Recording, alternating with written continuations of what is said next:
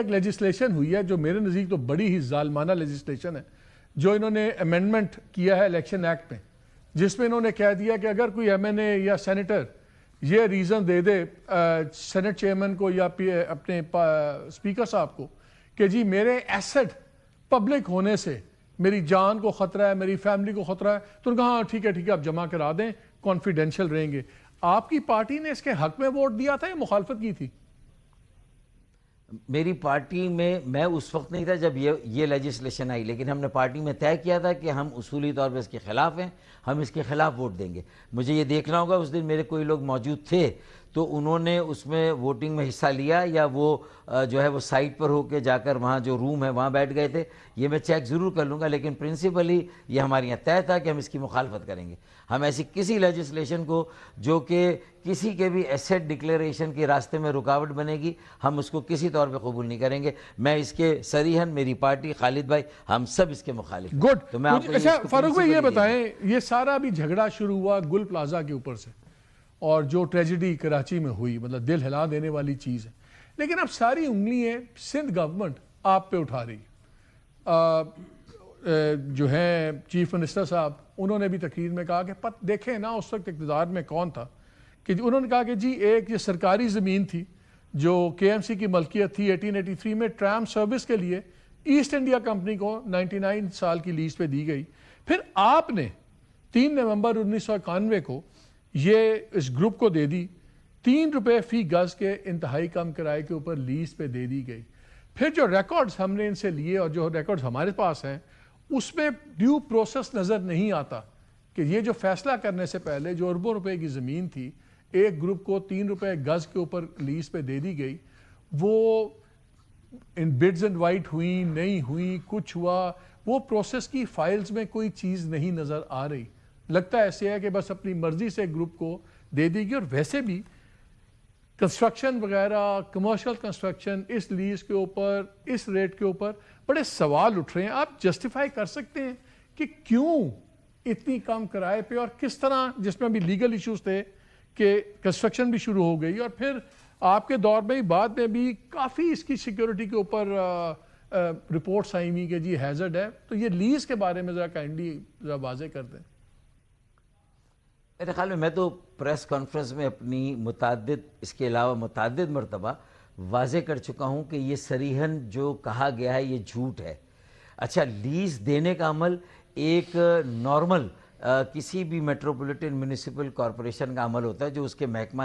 جو اراضیات زمین کا جو شعبہ ہے وہ کرتا رہتا ہے، اور اگر اس میں کہیں میئر کے سائن درکار ہے تو وہ بھی لے لیتا ہے، اور جو اس کے پرائسز فکس ہوتے ہیں اسی کے مطابق فیصلہ ہوتا ہے۔ اس میں کوئی اگر اللیگیلٹی ہے تو ضرور میں حاضر ہوں، کوئی انکوائری کمیٹی بنانی ہے، کوئی جوڈیشل کمیشن بنانا ہے، ہم نے کبھی کوئی پتلی گلی کا راستہ نہیں لیا۔ لیکن آپ ایز اے میئر جب آپ سائن کر رہے تھے تو آپ نے دیکھا نہیں کہ شہر کے دل کے اندر مہنگی ترین جائیدادوں کے علاقے میں 3 روپیہ گز پہ ہم لیز دے رہے ہیں، اور جس پہ ایک بندہ کھڑا کر رہا ہے پلازا جو کروڑوں روپیہ کی ایک دکان بیچ رہا ہے، سب کچھ کر رہا ہے، تو 3 روپے گز آپ کے کام میں کھڑے ہوئے کہ یار یہ ہو نہیں سکتا۔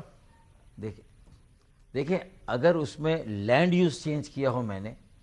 تو بالکل جو چور کی سزا میری سزا، اگر اس میں کوئی برائب یا کمیشن یا کرپشن ہوئی ہو تو بالکل اس پہ میں تو کہہ رہا ہوں کہ انکوائری کرے نا۔ اس میں آپ کو بھی غوطے لگانے کے لیے ایسے ہی سمندر میں کیوں جانے دیں، اور کوئی بھی میرے اینکر بھائی یا میری بہن جو ہے وہ اس چیز کو اسی انداز میں لے جو انہوں نے جس نیت سے، اصل میں تو ایک گمراہ کرنے کے لیے کیا ہے نا۔ اصل مسئلے سے لیز کے عمل سے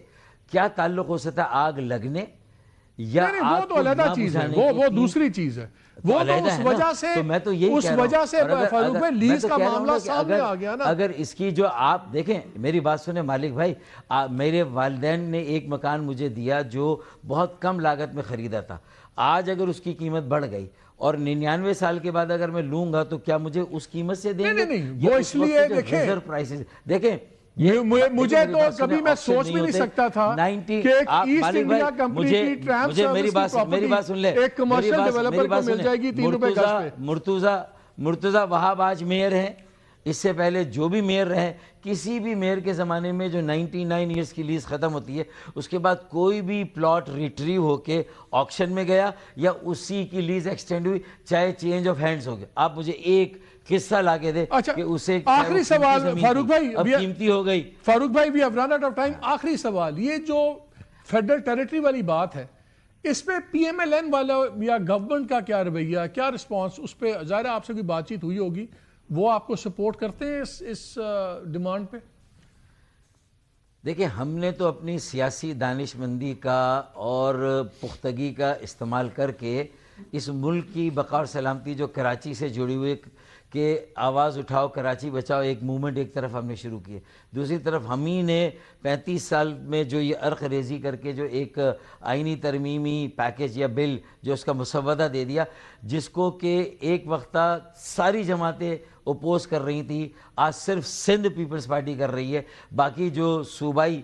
جو پنجاب اسمبلی ہے اس نے بھی, یوسف رضا گیلانی کا بیٹا علی حیدر اس نے بھی ہماری حمایت میں اس کو اتفاق رائے سے پاس کیا اس قرارداد کو جو پنجاب اسمبلی سے ہوئی. اب آپ جو یہ بات کر رہے ہیں, ہم تو یہ کہہ رہے ہیں آپشن بتائیں نا, 3 آپشنز ہے, 140A ہے, نئے صوبر انتظامی یونٹس بنا دیں, اور اس کے علاوہ تیسرا ہے وفاقی ٹیریٹری کراچی کو ڈکلیئر کر دیں, وفاق کو دے دیں. اب آپ اس میں سے بتائیں نا, پیپلز پارٹی بھی تو کہیں کہ ہم نے 18 سالوں میں ہم نہیں چلا سکے, ہم سندھ کو اس جگہ نہیں لے جا سکے, فاروق بھائی بہت شکریہ, تباہ برباد, بہت شکریہ آپ کے وقت کا, بہت شکریہ.